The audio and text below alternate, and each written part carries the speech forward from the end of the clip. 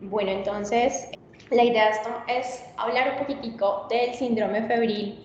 en el contexto de los pacientes con diagnóstico de infección por el virus de la inmunodeficiencia humana. Más allá como del manejo, es como poder lograr saber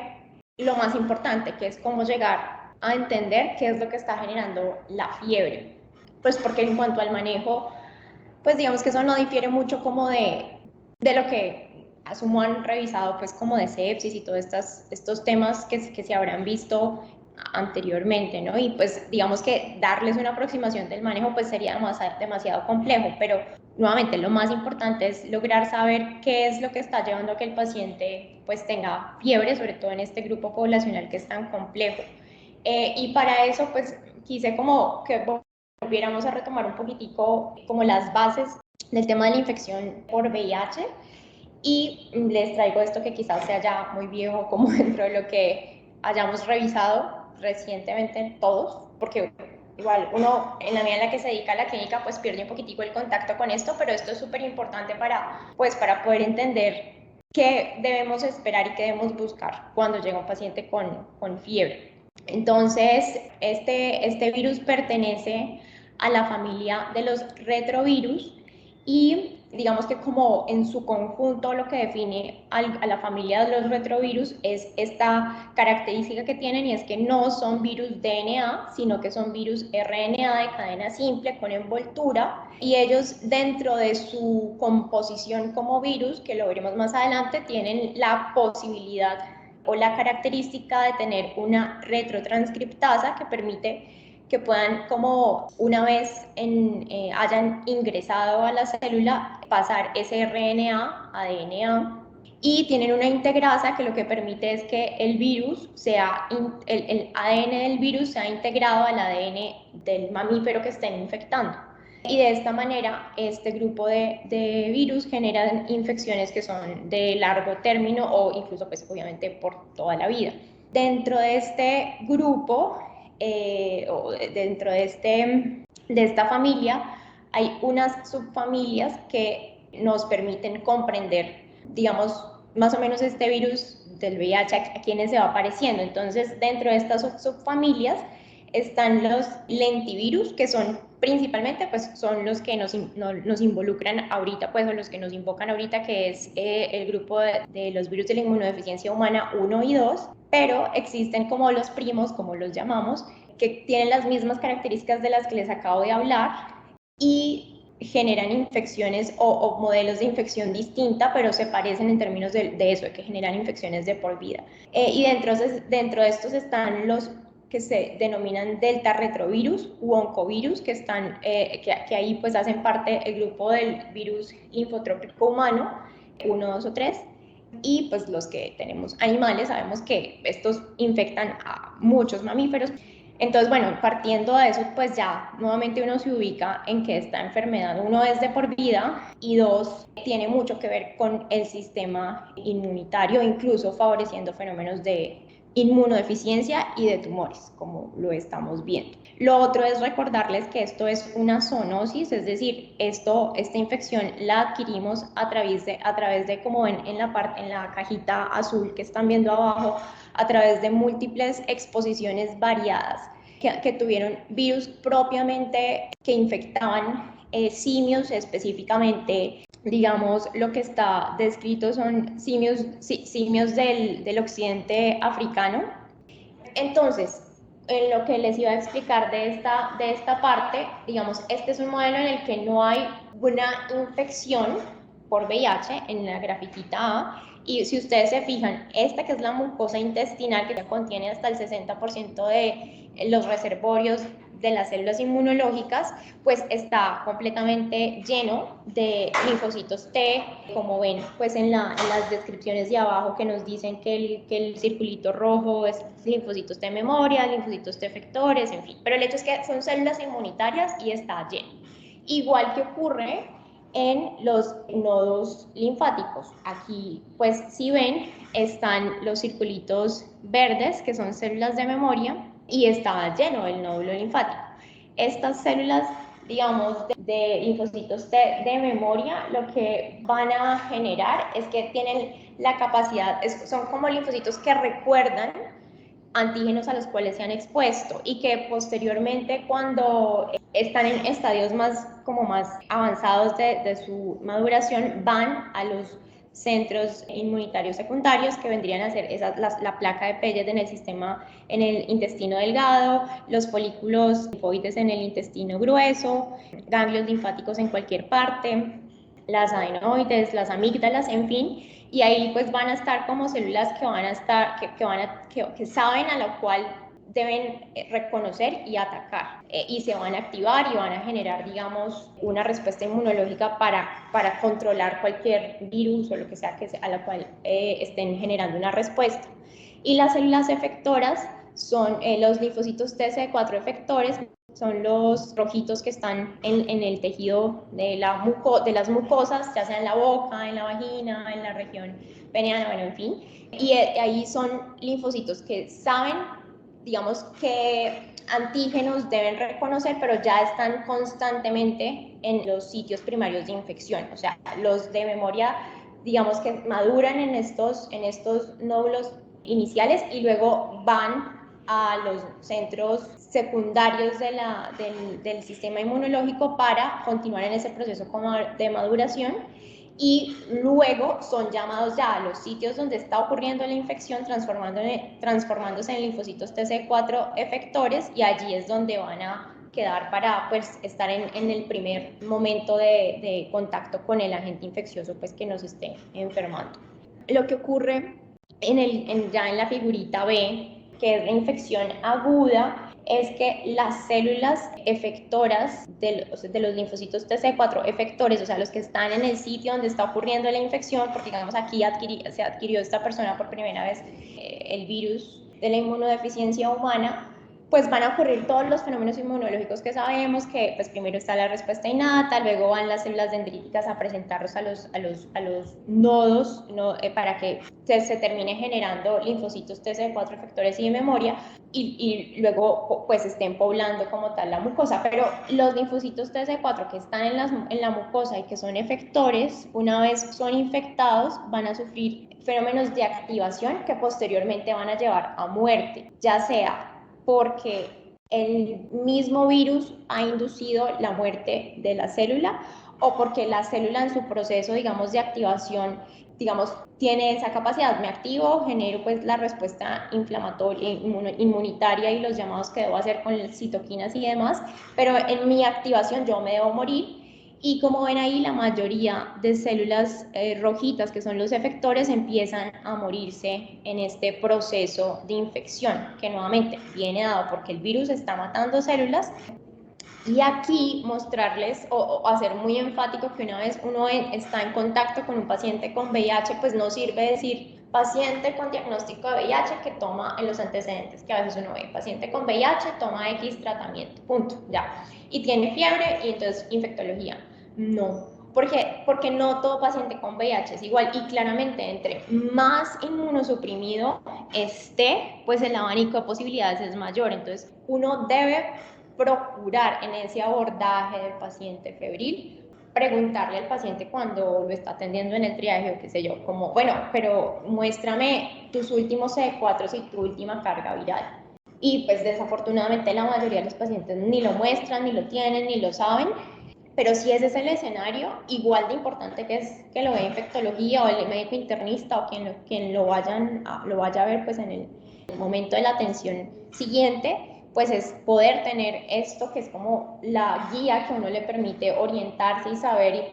ponderar el riesgo de infecciones o de otros fenómenos no infecciosos que puedan explicar el cuadro de fiebre.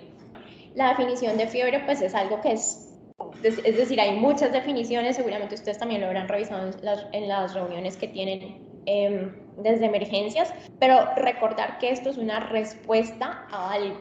No es el síntoma como tal que hay que ir a controlar poniendo una dipirona, un diclofenaco, una dexametasona, en fin, no. O sea, más allá de calmarlo, que sí, claramente es importante, y la fiebre tendrá un montón de efectos fisiológicos, como vemos ahí abajo, que son importantes tener en cuenta y controlar, pero es una reacción a otra cosa. algo que tenemos que ir a buscar. Y esa otra cosa, pues desde artículos muy viejos como ese que están viendo aquí, 1998, se sabe que no solamente es infeccioso y que en el contexto de pacientes con VIH, pues tenemos que evaluar lo no infeccioso también con demasiada como juicio en el momento de afrontar estos pacientes. La cascada lo que explica la infección, pues realmente pues ya también se ha revisado muchas veces y los efectos que esto tiene también son muchísimos y en ese momento pues en la medida en la que haya fiebre pues va a haber más catabolismo, en la medida que haya fiebre va a haber deshidratación y el estado global del paciente va a empeorar y habrá que hidratarlo, habrá que obviamente controlar la fiebre, pero no quedarnos solamente como en eso de los efectos y en ir a calmarla y en ir a esconderla, sino lo que les digo, buscar qué es lo que está generando la fiebre. Las definiciones también son muy variadas, pues en general dependerá obviamente de cómo estemos tomando la temperatura. Lo que hacemos nosotros es temperatura axilar, hablamos de 38.3 como fiebre, y en los pacientes inmunosuprimidos, ya sea pues VIH o que tengan neutropenia febril, definiciones también hay muy variadas, pero se baja un poquitico ese umbral para captar más pacientes y se puede hablar de fiebre pues como temperatura 38 grados que se sostiene más allá de una hora. Recordar también que en estos pacientes, por todo lo que les acabo de explicar, de cómo está tan agotado el sistema inmunológico, células que están generando las citoquinas que van a determinar esto que está explicando aquí, TNF, alfa, interleuquina 1, interleuquina 6, todas esas células en estados muy avanzados del VIH pues están ausentes y por lo tanto la fiebre no va a estar y puede que estén, como vemos ahí, eutérmicos o incluso hipotérmicos, y habrá que buscar otros signos que nos hagan pues como prender banderas rojas y establecer como que sí, no tiene fiebre, pero de todas maneras cumple con estos otros criterios que nos hablan de un síndrome de respuesta inflamatoria o que nos hablan de que algo no está bien y hay que igual tratar como un síndrome febril a ese paciente. En general, en cuanto a las causas, partiendo de todo lo que les expliqué al principio, como de cómo se genera todo el compromiso inmunológico, pues es como lógico pensar que antes de la terapia antirretroviral, pues lo que más generaba problema eran las infecciones oportunistas, pues porque básicamente las gráficas que les mostré de sin tratamiento se cumplen y básicamente los CD4 se van a caer al piso y el riesgo de infección es lo más importante y lo que más va a generar peso. Después del inicio de la terapia antirretroviral, que ocurre más o menos hacia 1986, las infecciones oportunistas se disminuyen en un 40-80% y aparecen otras causas de fiebre, ahí solo por nombrar algunas, que no obedecen a infecciones, pero que igual deben ser corregidas. Entonces, reacciones de hipersensibilidad a algunos medicamentos, incluso tratamientos antirretrovirales. El tema del síndrome de reconstitución inmune, que más adelante hablaremos, patologías neoplásicas de todo tipo, las comunes de nuestra población, pues que es el Kaposi, el linfoma no Hodgkin, pero carcinoma de cervix, en fin, hay múltiples otras causas de fiebre que pues deben buscar también con mucho cuidado. Y en el momento entonces, pues de tener al paciente enfrente que tiene un diagnóstico de VIH y que tiene fiebre, porque ya hicimos la valoración inicial, primero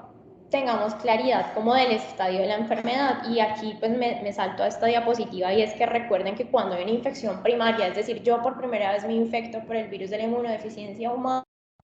pues hasta el 70% de las personas pueden tener síntomas, y esos síntomas pueden ser como tan variados y tan compartidos por diferentes infecciones distintas que pues que puede ser también un reto, pero es importante pues como comprender. Y está lo más común, que es como el síndrome de mononucleosis infecciosa, que puede estar presente pues a las 2-4 semanas desde la primera infección y durar 2 semanas o incluso un mes de estos síntomas. La fiebre, como ven ahí, es uno de los síntomas más frecuentes, 50-90% de los pacientes lo presentan, también erupciones maculopapulares, adenomegalias, faringitis, y esto va a generar un impacto sobre pues, la capacidad de trabajo y de independencia del paciente, pero va a generar que busque ayuda en el sistema hospitalario, y habrá que hacer pues como todo el análisis si esa fiebre obedece solo a una infección primaria o si concomitantemente hay otra cosa, porque si bien como ven ahí el 90% puede tener fiebre en el contexto de infección primaria, dependerá de esto que es lo más importante, y es establecer el grado pues de inmunocompromiso de la persona. Y aquí también decirles que cuando ocurre primoinfección, miren que puede ocurrir un nadir súper grande, que es esta grafiquita azulita acá. O sea, se pueden bajar los CD4 muchísimo, porque en el momento de la primoinfección es donde las células están más activadas, expresan más los correceptores, hay más infección y pues la destrucción puede llegar a ser, digamos, más importante, pero en el tiempo, sin tratamiento incluso, miren cómo eso empieza a incrementarse. Entonces, igual, ustedes pueden tener el paciente que se acabó pues de infectar, está febril, con ganglios, está con CD4 muy bajos, y claro, uno debe hacer todo su esfuerzo para descartar infecciones y entre otras cosas, pero también tener en la cabeza que esto puede también ser solamente explicado porque me acabé de infectar y ha ocurrido un compromiso o una adherencia importante de los CD4, pero en el tiempo, aún sin tratamiento, eso va a mejorar. Y básicamente lo que hay que ir a hacer, pues corriendo, es buscar la forma, pues de una manera muy juiciosa, y quizás en otra charla se mirará, pero para poder empezar el tratamiento antirretroviral de forma muy temprana. Pero hace parte de ese análisis que tenemos que hacer. Lo otro es mirar, como vemos ahí, el estado pues, de inmunidad y de infección como tal. Aquí pues me centro en esta clasificación que todos conocemos de la CDC y de la OMS, de cómo clasificamos por estadios de infección por VIH de acuerdo al recuento de CD4, y eso va a determinar qué infecciones o qué condiciones pueden estar presentes, y es algo súper importante, pero de alguna manera también tener en la cabeza lo que les expliqué hace un momento, y es que en la medida en la que la carga viral esté indetectable, aun cuando yo tenga menos de 200 células, mi sistema inmune está menos peor que si mi carga viral estuviera detectable, ¿ya? O sea, es importante en el análisis, o sea, en el momento de pedir los exámenes, es las dos cosas de forma conjunta, carga viral y CD4, ya sea de pedir o ya sea de verificar que el paciente tenga eso reciente y poder de esa manera pues ponerlo en la historia clínica, y así todos empezar un abordaje apropiado partiendo de lo que les acabo de decir. Con esta estadificación numérica, básicamente a partir del recuento que nos da el cálculo de los CD4, uno ya sabe que está muy mal si el paciente tiene menos de 200. Y pues de ahí para abajo la cosa va empeorando aún más. Más de 500 células de linfocitos TCD4, pues sí, puede que uno pueda hablar como, bueno, este paciente, comillas, puede llegar a ser inmunocompetente, comillas, digamos, no está tan depletado. Eso condiciona que puedan haber múltiples situaciones distintas que se van a presentar y que pueden explicar la fiebre y que no son infecciones. Fenómenos de tromboflebitis, fenómenos reumatológicos, vasculitis, neoplasias, porque aun cuando hay tumores, por ejemplo, que dependen de los estadios, no es una regla absoluta que, pues, que se puedan presentar ahí. Y hay otra cosa que yo creo que también hemos hablado mucho, y es la tuberculosis es transversal a cualquier estadio de inmunosupresión. Entonces, el paciente, aun cuando tenga 500, aun cuando esté indetectable, puede tener tuberculosis, y la tuberculosis no es un diagnóstico en general fácil en la mayoría de los pacientes. Entonces, pues tener eso presente. Y pues todas las enfermedades que pueden generar, que nos permiten catalogar o categorizar en categoría A, B o C, que ven ahí, pues son múltiples, muchas muy conocidas, son las que uno tiene que ir a pensar. Y por eso les digo, más importante pues para esta charla, que sepan, tengo que ponerle meropen en banco o lo que sea, es qué tengo que pensar y qué tengo que ir a buscar. Y eso solo lo podría hacer yo o el internista o incluso ustedes mismos si yo conozco pues esta estadificación que les acabo de mostrar. Lo otro es en en este enfoque que les acabo de decir, que uno debe tener claridad, estadio de enfermedad, estado de inmunosupresión, pues es en la anamnesis y en el examen físico, pues yo que noté que pudiera llegar a tener el paciente como de afección. Entonces, yo sé que todos hemos visto como estas tablitas en las que nos muestran qué patologías puede tener la persona, digamos, por sistemas de acuerdo al grado de inmunosupresión. Nuevamente, pues más de 500 CD4 usualmente es como lo mismo de la población inmunocompetente como Benaví, pues faringitis, bronquitis, sinusitis, neumonía, tuberculosis. Y pues digamos que son condiciones también que pueden estar presentes pues en cualquier otra persona, pero también toca ir a aclarar y toca ir a buscar con estudios. Estudios como lo pueden ser, pues por ejemplo, como de lo que en el día a día vemos es paneles respiratorios con los que nos hemos topado con algunos, con influenza, con enterovirus, con rinovirus,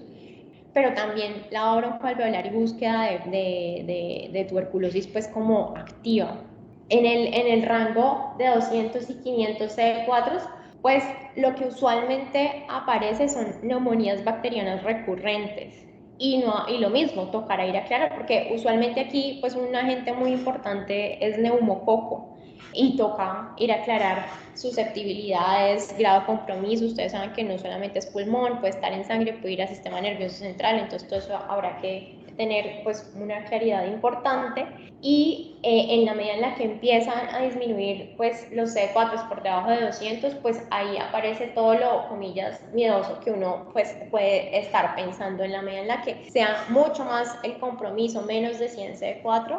sobre todo cosas, comillas, extrañas, como puede ser neumonitis por CMV o incluso por varicela, zóster o herpes simplex puede aparecer.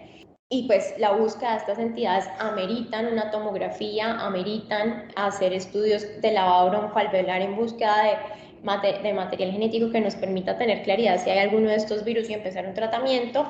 pero también buscar infecciones fúngicas, que en este contexto, digamos, usualmente estará criptococo e histoplasma. En el contexto de VIH, la infección por Aspergillus no es lo frecuente, aunque también lo hemos visto.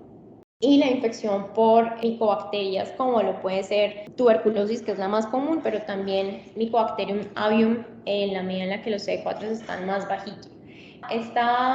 Como esta grafiquita, pues, o esta tabla en la que nos muestra como en lo que podemos llegar a pensar de acuerdo a lo que encontremos tanto en la radiografía como en un TAC. Vean que, pues, digamos que si bien hay muchos que son, bueno, infecciones por bacterias y en eso uno puede, digamos, pues hacer una toracentesis o empezar tratamiento incluso empírico y evaluar cómo es la evolución, pues hay muchos que van a meritar que neumología haga parte como del diagnóstico. Y en ocasiones puede que encontremos el agente causal, como en ocasiones puede que no. Entonces, y eso no descarta como tal la infección. Por ejemplo, la infección pulmonar más común, sobre todo cuando hay recuentos por debajo de 200, que es neumocystis jirovecii, existe PCR hoy en día para poderlo diagnosticar, pero lo que tenemos nosotros en nuestro medio no es eso, es una tinción, la metenamina de plata, cuya sensibilidad, digamos, es mucho mejor en un lavado broncoalveolar para poder captar verdaderos positivos, pero tiene falsos negativos, digamos, reales, y nos toca, pues, digamos, trabajar como con esa realidad.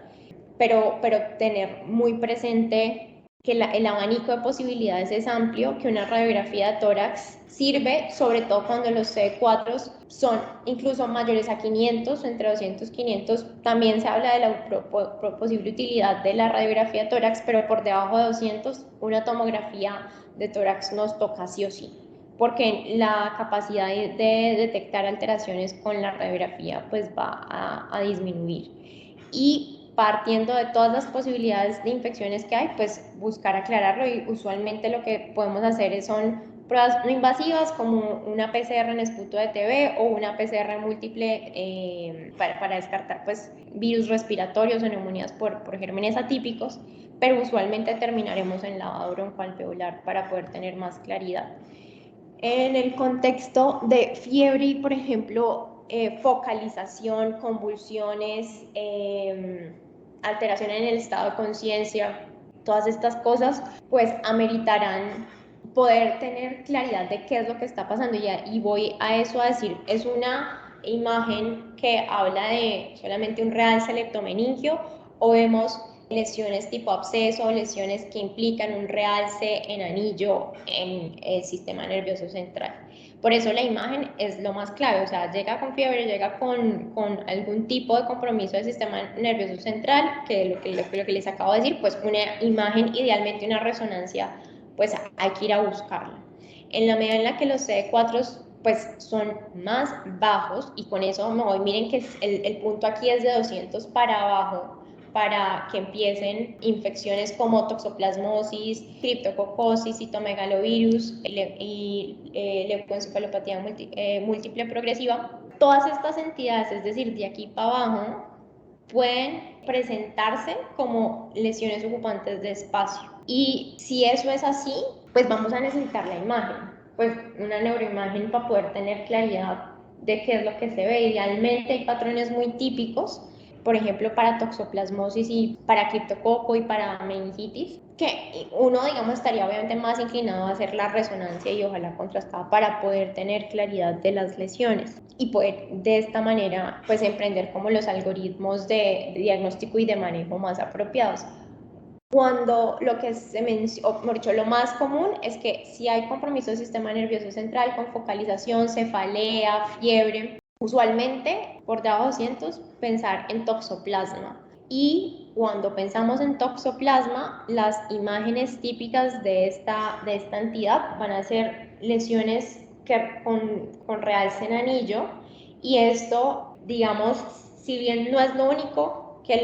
no es la toxoplasmosis la única causa, sí es como el pilar desde el cual uno empieza a trabajar. Y en ese sentido hay que pedir serología para toxoplasma con miras a evaluar si el paciente ha estado expuesto, y si lo está y cumple unos criterios, digamos, de imagenológicos, pues empezar incluso el tratamiento de forma empírica, porque en ocasiones uno puede no tener la posibilidad de hacer la punción lumbar. Esto para decirles que o sea, es tan importante esta entidad en el contexto de manifestaciones neurológicas con fiebre, que a veces incluso el manejo es empírico, y eso lo hemos visto que llegan pacientes de otra parte acá, en los que se empezó el tratamiento para toxoplasmosis así, pues de forma rápida, dado el compromiso de los pacientes. Pero nuevamente, no es lo único, y buscar la forma de tomar punción lumbar y poder definir mediante PCR multiplex, mediante antígeno de criptococo, mediante cultivos bacterias, hongos, micobacterias, mediante PCR de toxoplasma, mediante PCR de tuberculosis, que son todos los estudios que ustedes a veces ven que nosotros pedimos como una chorrera, pero todo eso es importante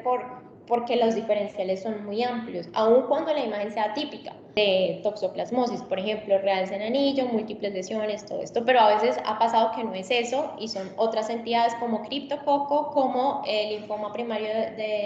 del sistema nervioso central, como abscesos por nocardia, como aspergillus, como sífilis, como, en fin, como chagas incluso. Entonces, por eso es tan importante, digamos, hacer todo el ejercicio y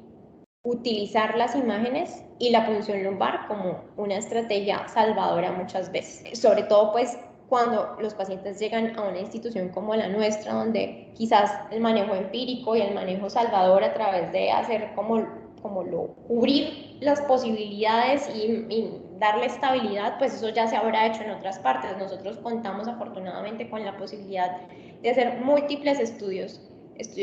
incluso que están descritos y que en las guías de Colombia, del mundo, y podemos tener acceso a todo eso y vale la pena utilizarlo, ya sea para confirmar un diagnóstico o para decir, no, se equivocaron afuera y es otra cosa y hay que seguir buscando, porque a veces toca biopsiar, a veces toca dar tratamiento empírico y luego por allá hacer imágenes de control a ver si mejoró o no mejoró, y esperar cultivos que se pueden tardar 8 semanas, 4 semanas, y uno mientras tanto, pues, digamos, tomar decisiones terapéuticas nuevamente de forma empírica. En cuanto a síndrome febril y diarrea, pues nuevamente todo se va a estadificar de acuerdo a los recuentos de CD4, e insisto, lo importante que es tener claridad de esto en el momento de la evaluación del paciente, y asimismo pues emprender estudios diagnósticos. Y en la mayoría, digamos, sabemos que tenemos la PCR múltiple gastrointestinal, que va a cubrir la gran mayoría de todos estos agentes infecciosos que vemos ahí, incluso para estadios muy avanzados, pero recordar que son pruebas por ejemplo, en el contexto de salmonela, no nos van a dar susceptibilidad y vamos a requerir acompañar eso con un coprocultivo, o sea, tomar la muestra, no solamente la PCR, que identifica material genético que puede ser material genético viable o no, y esa será discusión pues como de otro momento también, pero la forma de complementar la información que da el panel con la información que puede dar el coprocultivo, pues es importante mantenerla. Usualmente en estadios muy avanzados de inmunosupresión, como ven ahí por debajo de 100 células, protozoos como los que ven allí, Isospora, Microsporidium, son agentes como a considerar y habrá que pedir un estudio específico para eso, pero también Mycobacterium avium, citomegalovirus, y eso ameritará estudios endoscópicos como colonoscopia, que también han visto que muchas veces las hemos terminado sugiriendo y pidiendo y solicitando. Cryptosporidium puede estar pues, en todo el rango de por debajo de 200 células y lo podemos identificar en el panel gastrointestinal y empezar el tratamiento con la nitazoxanida, que es usualmente lo que hacemos. Clostridium difficile, pues sabemos como cuáles son los factores de riesgo para desarrollar esta enfermedad de inmunosupresión y uso prolongado pues, de antibióticos, pero a veces puede que no esté el uso prolongado de antibióticos en estos pacientes como el factor más determinante de que sea una infección por clostridioides y está escrito que hay un incremento del riesgo de esta entidad en estos pacientes, entonces considerarlo también. Y lo otro, pues mirar pues de dónde viene el paciente. Claramente el riesgo de algunas de estas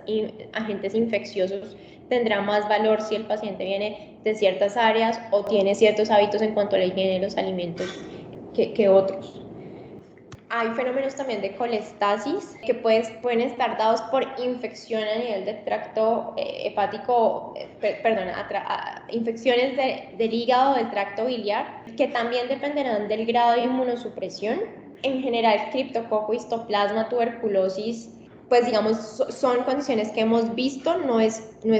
algo inusual o raro que hayamos visto infecciones por eso dentro de los pacientes que atendemos aquí, incluso por MAP, pero claramente pues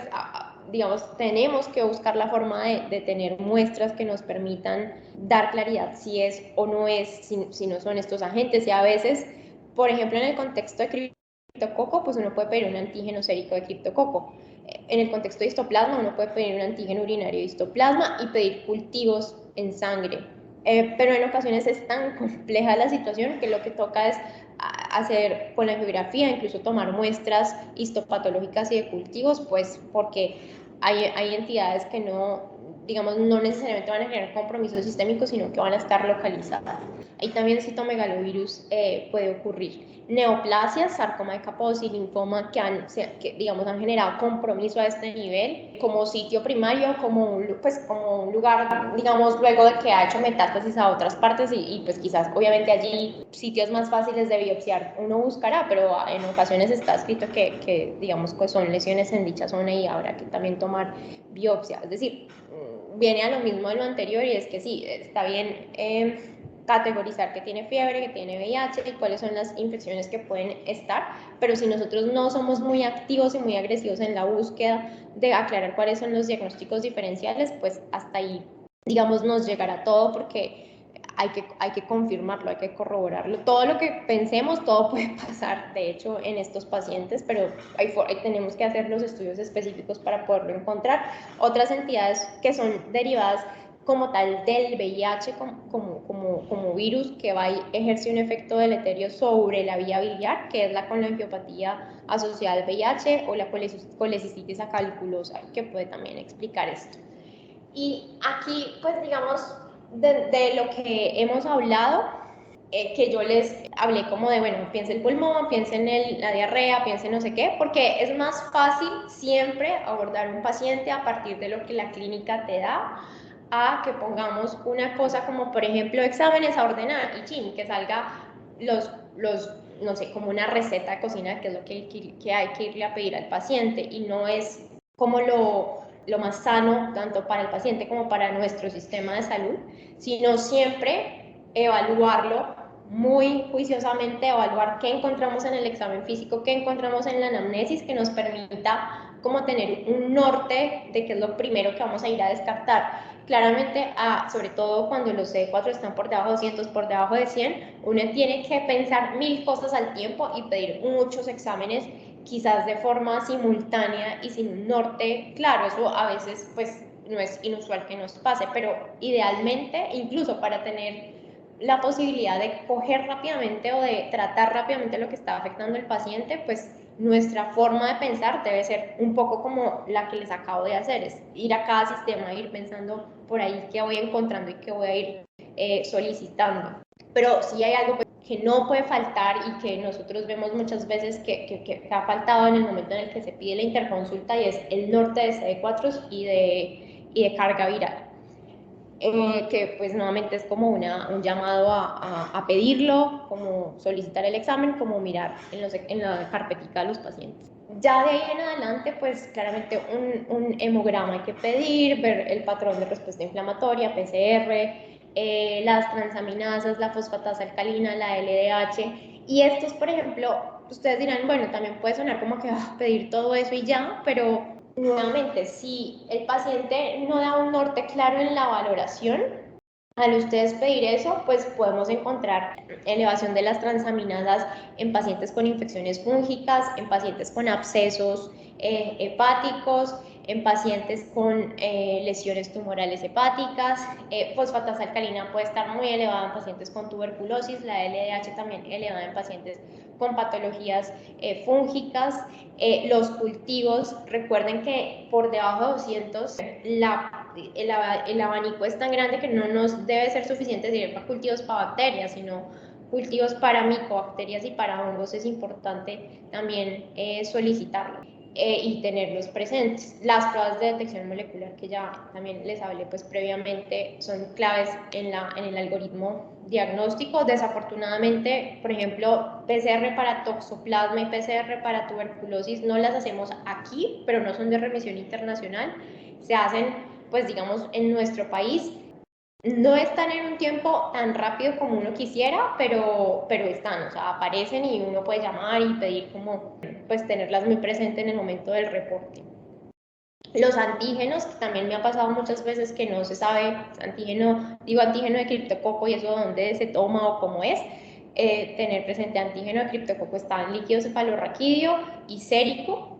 En cuanto al líquido cefalorraquídeo, a veces no se está realizando en la institución porque el panel de meningitis tiene la capacidad de detectar criptococo, entonces a veces no se solicita. En una valoración inicial hay falsos negativos de la PCR, como los puede haber de 8000 pruebas también, y a veces repetimos el antígeno de criptococo en líquido cefalorraquídeo, pero pues digamos eso ya vendrá de una valoración que hacemos nosotros, pues de si creemos o no creemos de acuerdo a lo que tiene el paciente. Y el antígeno de histoplasma, ese lo tenemos en orina, tomar como la primera orina de la mañana. Ese también es de remisión, no se va a procesar en nuestra institución, toma a veces un tiempo importante, más o menos 7 días, y aquí hacerles un énfasis pues si eso se ha pedido, pues favor tomar, porque como desde remisión nacional y puede tardar, como les digo, 7 días, 14 días, en fin, dependiendo de qué tan colapsado esté el otro laboratorio que lo procesa, para nosotros es súper importante. Muchas veces las infecciones fúngicas, histoplasma, pues son diseminadas y no crecen tan rápido en el cultivo, por X razón no se le puede hacer el lavado broncoalveolar, por X razón no le puede hacer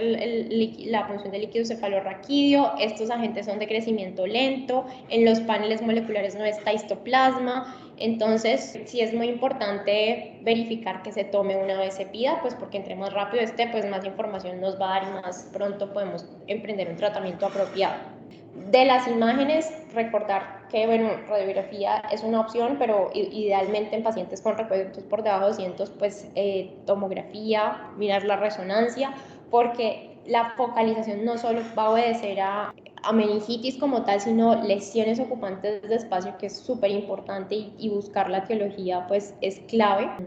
La función lumbar, pues finalmente que estén todos los estudios que les acabo de mencionar. Digamos que en el combo, comillas, que se pide, no está añadido ahí ni la PCR para toxoplasma ni la PCR para tuberculosis. Usualmente, pues nosotros dejamos escrito como se está sospechando, pues la solicitamos y muchas veces la dejamos cargada, pero digamos, tener presente también, ustedes están allí como si pregunta la jefe o cualquier cosa, pues si se está sospechando tuberculosis se debe añadir y sí, se debe tomar y se debe procesar igual que toxoplasma, que es lo que usualmente sospechamos en los pacientes.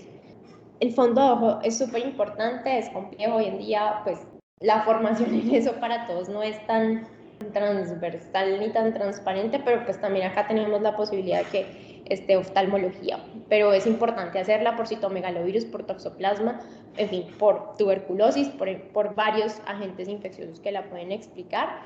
Las muestras de las heces, pues ya les mencioné, coprocultivo y panel, e incluso coproscópico para poder mirar las formas parasitarias de los otros agentes. Y en eso que les decía de hacer una buena historia clínica, preguntar dónde, pues, qué le duele o qué hizo, a dónde viajó, dónde estuvo, pues recuerden que están las infecciones de transmisión sexual, es decir, porque la persona tenga VIH y llegue con fiebre, no quiere decir que lo único que va a tener es una criptococosis o un linfoma o cosas así como súper graves, sino pues una, comillas, una simple sífilis también puede tener, o una infección reciente por hepatitis B, o una infección reciente por hepatitis C, Neisseria, clamidia, cosas como estas que usualmente no suelen dar fiebre, pero sí pueden explicar, digamos, algunos síntomas, algún grado de respuesta inflamatoria, y pues se deberán aclarar y tomar estos estudios para poder pues diferenciar mejor la cosa. En cuanto a como una diferenciación como de acuerdo a con lo que vaya, como el antecedente que tenga el paciente, pacientes que sean usuarios de drogas intravenosas, que usualmente no los vemos nosotros tanto, pero pues digamos que sí existen y sí estarán alguna vez que nos topemos con ellos, pues descartar infección por hepatitis B, hepatitis C, infecciones por estafilococo aureus y sobre todo endocarditis es importante ir a buscar, e infecciones de piel y tejidos blandos profundos, porque streptococo, Clostridium perfringens, por ejemplo, todas estas infecciones asociadas pues a la punción meramente es importante descartar. En cuanto a viajes, pues digamos en nuestro país todo puede suceder o todo puede haber. Leishmania, hemos tenido pacientes con VIH y leishmania, hemos tenido pacientes con malaria, pues todo el tema de criptococo, histoplasma, dengue, chikungunya, zika, todas estas entidades pues también tener muy presente pues dónde estuvo el paciente, y nuevamente no pensar que porque tiene VIH y está allá pues lo único que va a tener es toxoplasmosis, porque pues no, o sea, él puede viajar y puede ir a otra parte y puede adquirir otras entidades, y pues hay que ser muy acuciosos en preguntar para poder tomar la muestra, porque de lo contrario yo creo que es poco probable que se nos pase por la cabeza en un paciente con CD4 de 100, pues pedirle una gota gruesa, si no es que sabemos de dónde viene o a dónde viajó o a dónde fue recientemente.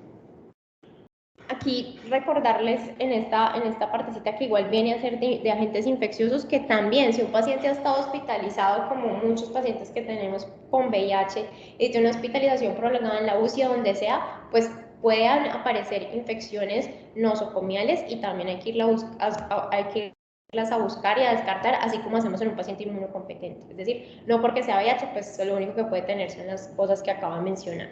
La reconstitución inmunológica es algo pues que quizás también hayan escuchado mencionar, y es una entidad que aparece posterior al inicio de la terapia antirretroviral, semanas o meses, en fin, después de haberla iniciado, y ocurre porque una vez empieza la terapia antirretroviral, la carga viral baja y los CD4 aumentan la capacidad de reconocer ciertos parásitos que estaban infectando pero que estaban subclínicos, ya con un sistema inmunológico vigoroso y capaz de reconocer y de responder, pues va a haber compromiso producto de esa infección que ya estaba y que no estaba previamente reconocida. Entonces puede haber retinitis por citomegalovirus, brotes de infección por hepatitis C, infecciones por herpes, deterioro neurológico y una criptococosis, tuberculosis también puede ocurrir. Entonces, o fiebre, digamos, sin necesariamente llegar a otro diagnóstico específico. Pero es una entidad que se debe reconocer y comprender que no porque empezamos terapia antirretroviral, pues todo va a estar bien. De hecho, pues las cosas se pueden complicar aún más. No es lo usual, Y como les digo, uno, pues cuando empieza el diagnóstico inicial, uno busca tener las serologías y los estudios que permitan descartar estas entidades, pero pues pasa y es algo a lo que uno tiene que estar muy atento. Y la mortalidad de esto pues es alta. Dentro de las cosas que no son infecciosas, pues las neoplasias, y gran parte de esto estará en las adenomegalias que encontremos, si hay hepatosplenomegalia, pues la fiebre persiste, pérdida de peso, bueno, todas estas cosas. Dentro de las neoplasias más comunes está el linfoma no Hodgkin, y dentro de estos el linfoma de células grandes, B grande, perdón, el linfoma primario del sistema nervioso central, sarcoma de Kaposi, y una entidad que pues es compleja de comprender, no obedece a una respuesta, digamos, necesariamente neoplásica o un trastorno neoplásico tumoral, pero sí a una replicación inapropiada de células del sistema inmunológico que van a llevar a que el paciente tenga fiebre, tenga adenomegalias, incluso como tuvimos un paciente en los que hay un estado de shock donde no se encuentra nada más, ninguna infección, nada, y es producto de que hay una liberación de citoquinas asociadas al Kaposi o a la enfermedad de Castleman, y está generando este compromiso. Y paradójicamente pues el tratamiento en un contexto de shock séptico, que uno pues, o más bien de un shock vasodilatado, que lo primero que uno va a pensar pues es que sea producto de una infección o de un agente infeccioso. No, en ese caso es producto de unas células altamente replicativas que están generando citoquinas, y el tratamiento pues para el Kaposi será la doxorubicina, y para la enfermedad de Castleman hay varios tratamientos propuestos, rituximab, incluso doxorubicina también. Pues la mortalidad de eso es muy alta igual, y es algo muy desesperante muchas veces, porque a pesar de que uno hace todo el ejercicio diagnóstico, pues no encuentra nada y no encuentra nada y no encuentra nada, y el paciente está peor a pesar de poner múltiples medicamentos. Pero es una entidad pues a tener en cuenta. Y no sé si los médicos que han estado acá en urgencias recuerdan el caso de Elvi, un paciente de raza negra que consultó muchas veces súper mal, llegaba muy con compromiso pulmonar, séptico, acidótico, re mal. La UCI muchas veces y nunca encontramos nada hasta que finalmente se hizo un diagnóstico de un Kaposi, y consideramos en retrospectiva que todo fue producto de esta activación de las citoquinas. Medicamentos, todos sabemos que medicamentos pueden generar fiebre. Dentro de estos, digamos, está el trimetoprim, sulfamethoxazol, dapsona, que antes se utilizaba, hoy en día no tanto, betalactámicos, antiepilépticos, pueden generar fiebre. Abacavir, nevirapina, enfavirenz son medicamentos que usualmente no ven tanto en los pacientes que están llegando, porque digamos en las guías actuales no están tan de primera línea, aunque todavía en Colombia hay, pero pueden generar fenómenos de hipersensibilidad, como les mencionaba al principio, y fenómenos como DRES, en los que hay una erupción o un rash cutáneo, con eosinofilia, con alteración de las transaminasas y con fiebre. Hay fenómenos autoinmunes que también pueden explicar la fiebre en cualquier momento de la enfermedad, es decir, en cualquier estadio de la enfermedad, y está descrito el síndrome Reiter, artritis psoriásica, síndromes Sjögren, polimiositis, artritis reumatoide, enfermedad de Still y vasculitis. Hemos tenido pacientes con vasculitis y VIH concomitantemente, y puede ser una causa de fiebre si ya hemos descartado todo lo infeccioso. Tromboflebitis también se ha visto en estos pacientes con VIH. Hay un incremento, digamos, en los fenómenos que llevan a la alteración de todo el sistema hematológico y favorece fenómenos de tromboflebitis. Y pues como finalmente, o sea, pues son 8.000 causas, como lo acaban de ver, y